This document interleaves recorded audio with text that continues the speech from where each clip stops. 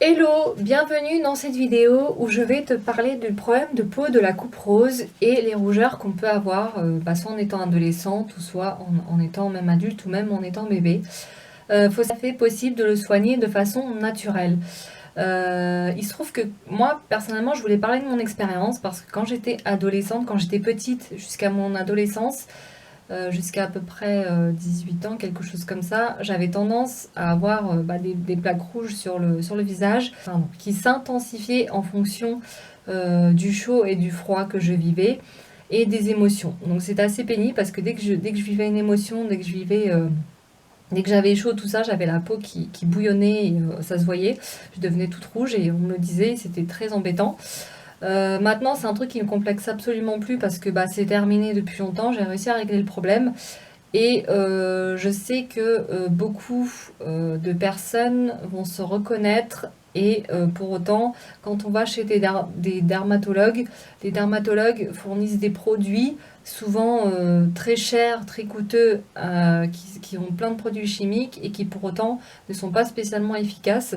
Moi, je sais que j'ai testé de nombreux produits en pharmacie, des produits de qualité pourtant, par exemple des produits de La Roche-Posay, des produits vraiment qui sont conçus pour ce type de problème, qui sont dédiés pour ce type de problème. Et pour autant, je n'ai jamais réussi à trouver mon bonheur dans ce type de produit. Et on sait que encore une fois, que ça coûte quand même cher, que c'est vraiment pas donné.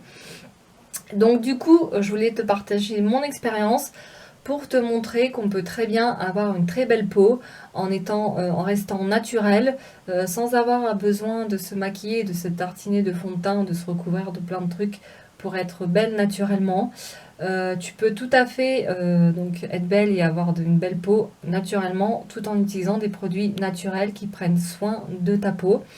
Donc du coup, moi, ce que j'ai fait pour ma part, c'est que la première erreur que j'ai commise en étant plus jeune, c'est de me frotter la peau en permanence sous la douche, parce que je pensais que, comme quand on a un bouton, on l'éclate, en fait, il fallait faire la même chose avec la coupe rose, c'est-à-dire se frotter la peau. Alors je faisais des gommages, j'utilisais différents produits pour nettoyer la peau sans arrêt, parce que je croyais que c'était la solution à mon problème.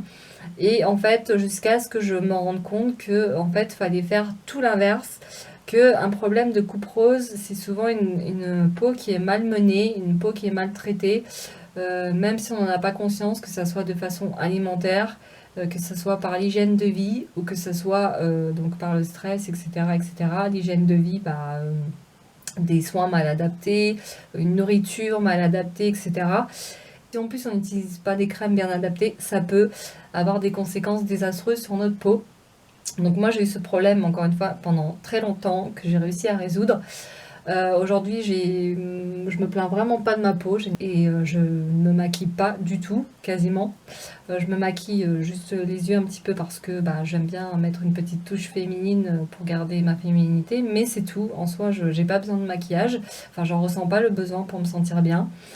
Et du coup, ce qui m'amène à te dire que tu peux très bien prendre soin de ta peau naturellement avec des produits très peu coûteux pour avoir des résultats excellents. Je sais que depuis des années, j'utilise, ça a été vraiment le produit miracle, la solution miracle pour moi, dans mon cas. Ça a été vraiment le gel d'aloe vera. Donc moi, je l'ai sous cette forme-là. Donc c'est le gel qu'on retrouve de chez Forever. Après, il existe d'autres marques. Il faut faire attention à la provenance de l'aloe vera parce que souvent c'est trompeur, surtout dans les tubes dits pas chers. Parce qu'en fait, ils mettent pas seulement de l'aloe vera, ils mettent juste de la poudre d'aloe vera, ce qui est complètement différent. Ils mettent pas vraiment le gel, ils mettent uniquement la poudre avec d'autres actifs industriels ou des produits qui sont censés prendre soin de notre peau. Donc nous, on achète ça, on voit l'aloe vera, on est contente, on se dit ah tiens, de l'aloe vera pour pas cher du tout. Or, c'est une tromperie totale.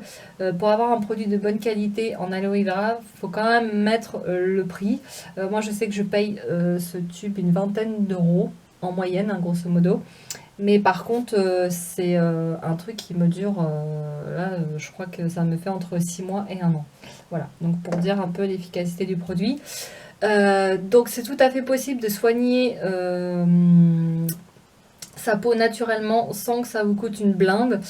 Si même vous préférez investir dans un autre style d'aloe vera, dans une boutique bio, dans une autre marque, c'est tout à fait possible aussi.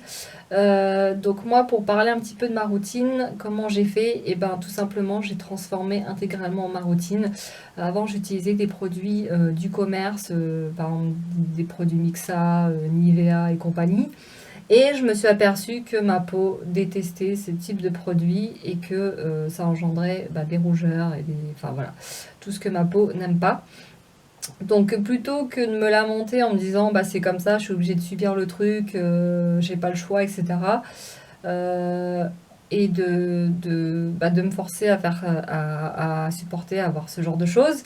Je sais qu'il existe une solution à tout, donc je me suis mise à faire des recherches approfondies pour savoir quel était le problème, parce que c'est pareil, moi les dermatologues, quand j'y suis allée, m'avaient prescrit des produits, encore une fois, qui coûtent une blinde et qui agissent sur le court terme, c'est-à-dire qu'ils vont agir sur le moment, mais comme ça reste des produits médicamenteux, le problème c'est que alors ça va avoir un effet positif sur l'aspect de la peau, mais comme il y a plein de produits chimiques et tout qui modifient la structure de la peau pour enlever les rougeurs, et ben ça pénètre la peau et le problème c'est que ça peut engendrer des conséquences désastreuses à long terme. Notamment, on m'avait prescrit une crème qui coûtait ultra cher, je me rappelle plus de la marque, mais genre la crème a coûté 60 € et par contre c'était efficace. Mais le problème c'est que le pharmacien m'avait mise en garde parce qu'il m'avait dit ça peut contrebalancer. À la fois ça peut vous éliminer les rongeurs, comme du jour au lendemain vous pouvez vous réveiller, ça peut être encore pire. Personnellement je ne trouve pas ça normal. Qu'on nous donne ce type de produit, qu'on nous fournisse ce type de produit qui est censé nous apporter du bien, du bien-être pour nous, pour notre peau. Enfin, je sais pas, notre peau, on est censé la mettre en valeur. On n'est pas censé la dénigrer avec des produits supposément qui auraient un effet, voilà, qui auraient un effet en supposition. Voilà, donc du coup, moi j'ai totalement changé ma façon de faire. Donc je me suis complètement convertie aux produits naturels. Donc encore une fois, j'utilise principalement du gel d'aloe vera, c'est vraiment le produit miracle. Euh, et quand j'ai besoin d'un truc qui nourrit un peu plus, j'utilise une gamme de produits comme ceci, qui est une crème riche et nourrissante. Donc j'en ai parlé dans une vidéo, je l'ai présentée. C'est vraiment une crème excellente qui est végane et qui est adaptée à tout type de peau. Donc ça c'est vraiment génial. Et le matin, j'utilise un hydrolat vraiment tout simple que je me fais à base de thé. Je ferai une vidéo là-dessus pour expliquer comment je fais. Parce que c'est pareil, c'est un produit hyper économique. On n'investit pas énormément et ça dure super longtemps. Et bien sûr, j'utilise que du maquillage bio de chez Couleur Caramel ou de chez Avril. Parce que franchement, c'est vraiment top. Ils ont des produits de vraiment très bonne qualité qui prennent soin de la peau et qui en plus, comme c'est des produits vraiment de qualité et naturels, ça empêche l'accélération du vieillissement cutané. Vous savez, quand on vieillit, on a tendance à avoir des rides qui s'installent, tout ça, tout ça. Et le fait de prendre des produits d'une telle qualité, ça, on va dire que ça maintient notre jeunesse en fait. Ça a un effet anti-rides. Donc c'est vraiment pratique. Donc du coup, en fait, comme je disais, c'est tout bénéfique en fait. Après, on n'a même pas besoin d'acheter de produits anti-rides parce que les produits sont tellement qualitatifs qu'ils non seulement ils prennent soin de notre peau, ils éliminent le problème qu'on a sur notre peau. Et par la suite, en fait, sur le long terme, ça a vraiment des effets bénéfiques puisque comme la peau est vraiment baignée dans ces types de produits, eh ben, elle s'en nourrit et du coup, ça nous apporte vraiment une bonne chose sur le long terme. Et on a vraiment une belle peau sur le long terme. Voilà. Et en plus, après, on n'a plus besoin de faire d'efforts puisque la peau a tout ce dont elle a besoin. Et pour me démaquiller, j'utilise du coup de l'huile de coco. Ça c'est pareil, c'est vraiment une crème excellente. C'est vraiment un must parce que pareil, on se démaquille, on s'en applique aussi sur le visage. Donc ça nous prend soin de la peau, ça nous embellit la peau, ça nous conserve la peau.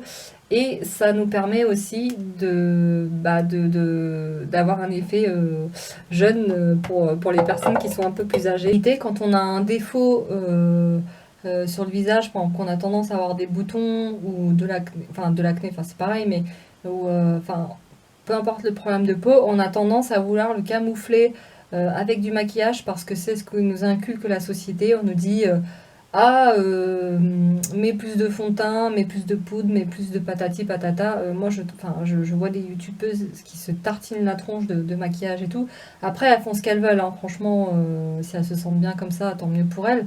Mais je trouve ça hallucinant de devoir se mettre 10 produits sur la face pour se sentir belle, alors que on peut se sentir belle naturellement et que normalement on est censé se sentir belle naturellement. On n'a pas besoin de tous ces produits pour l'être. Parce que on est censé, enfin notre peau s'adapte aux conditions à la base. La peau est faite pour se régénérer toute seule en fonction de notre hygiène de vie, encore une fois, parce que bon bah forcément si on mange McDo tous les jours ça va pas fonctionner, hein, faut être réaliste aussi. Mais notre peau est faite pour pour se régénérer toute seule.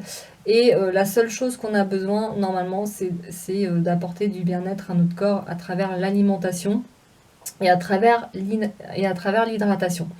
Voilà, donc du coup, je suis pas vraiment pour le maquillage, comme vous l'aurez compris, parce que pour moi, c'est juste quelque chose de marketing et rien d'autre. C'est censé pour faire croire aux femmes qu'elles ne sont jamais assez, qu'elles ne sont jamais assez belles, qu'elles ne sont jamais assez ceci, qu'elles ne sont jamais assez cela.